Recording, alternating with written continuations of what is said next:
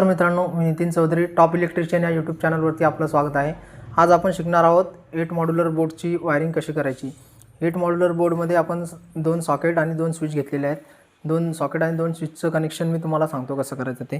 सर्वप्रथम आपण अर्थिंगची वायर जोडून घेणार आहे। ग्रीन कलर जो आहे हा ग्रीन कलर कोड हा इलेक्ट्रिकलच्या नियमानुसार ग्रीन कलर हा अर्थिंगचा असतो। सॉकेटच्या टर्मिनलवरती इथं अर्थिंगचं मार्किंग केलेलं असतं। त्या अर्थिंगला हाई ग्रीन कलर अर्थिंग जोडायची आहे, आपण जोडलेली आहे। ठीक आहे। दुसऱ्या सॉकेटच्या टर्मिनलला सेम अर्थिंगचा सिम्बॉल असतो, त्या अर्थिंगवरती हे जोडायचं आहे, जसं आपण आता जोडतो।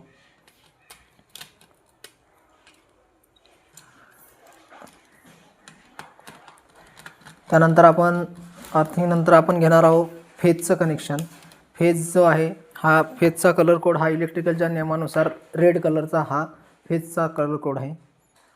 सर्वप्रथम आपण इथं बघू शकतो फेजला सॉकेटच्या इथं एल म्हणून मार्किंग केलेली आहे। एल मध्ये रेड कलर हा फेज जोडायचा आहे। सॉकेट स्विच मध्ये रेड कलर हा वरच्या टर्मिनलला जोडायचा आहे।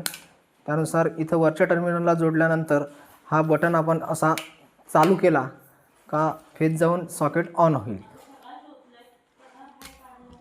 फेज आपण आता जोडत आहोत।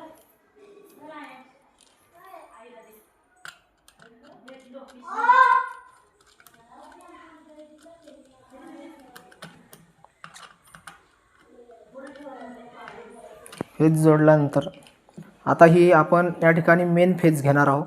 मेन फेज म्हटलं का कलर हा रेड कलरच असतो।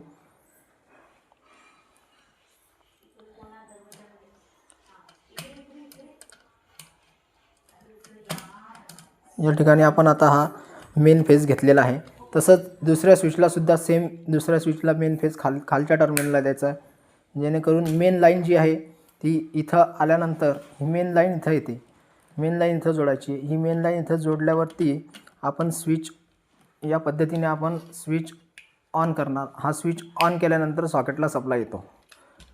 त्यानंतर आपण घेणार आहोत न्यूट्रल। न्यूट्रलसाठी कलर कोड जो आहे तो ब्लॅक कलर आहे। इलेक्ट्रिकलच्या नियमानुसार न्यूट्रलसाठी ब्लॅक कलर हा कोड वापरला जातो। सॉकेटवरती एन म्हणून मार्किंग केलेलं असतं। ही दक्षता घ्यायची आहे की एनला न्यूट्रलच जोडल्या गेली पाहिजे आणि एलला फेजच जोडल्या गेली पाहिजे। ही न्यूट्रल आपण जोडत आहोत।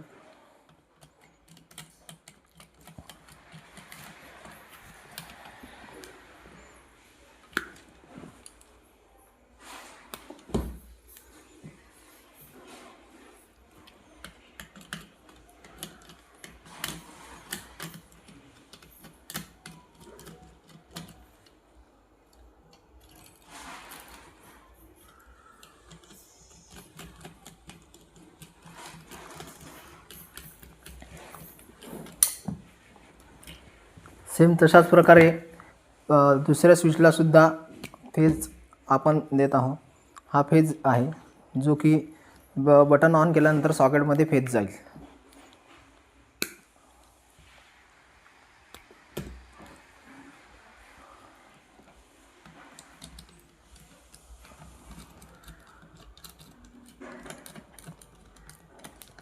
हा आपला बोर्ड तयार झालेला आहे। हा 8 मॉड्युलरचा बोर्ड आहे। हा युनिटसाठी आपण केलेला आहे।